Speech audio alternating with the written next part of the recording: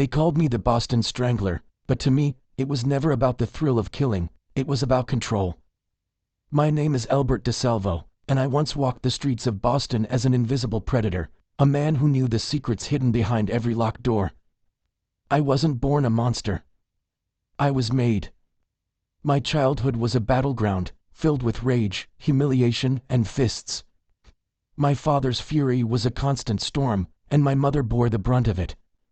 Watching her suffer, I learned that power came from fear and control. I carried that lesson like a curse. In 1962, Boston became my hunting ground. My first victim was older, kind, and trusting. I told her I was there to fix something, a routine repairman doing his rounds. She let me in with a smile. I could feel the air shift as the door clicked shut behind me. The trust in her eyes slowly morphed into confusion, then terror, as I grabbed her. My hands tightened around her throat, her gasps like music to the part of me I no longer recognized. When her body fell still, I didn't feel remorse. I felt powerful. I told myself it was an accident, but deep down, I knew the truth. The rush was addictive. I needed more. Over the next 2 years, I became a ghost in the city. I preyed on women who lived alone, older women who believed in the safety of their own homes. I posed as a handyman, a salesman, even a city worker. My disguise wasn't physical, it was charm, a friendly smile that disarmed them before I struck. Each time, I left behind a signature. I'd pose the bodies, arranging them in ways only I understood.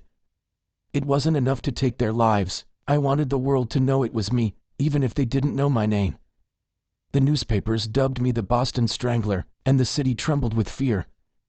Women bolted their doors, triple-checked their locks, and carried weapons, but none of it mattered. I was always one step ahead. By 1964, I thought I was invincible. The police were chasing shadows, and my double life as a husband and father made me untouchable. But arrogance is a killer's greatest weakness. I was caught, not for the murders, but for a string of sexual assaults. When they brought me in, I confessed, detailing the crimes with cold precision. Yet, without physical evidence, they couldn't charge me as the Strangler.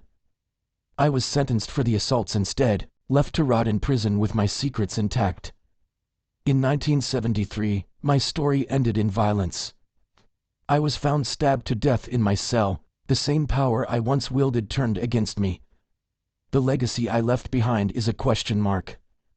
Decades later, DNA linked me to one victim, but what about the others? Was I the Boston Strangler, or just a man who claimed a legacy of terror? I am Albert DeSalvo, the man who made Boston tremble, a shadow that still haunts the city's memory.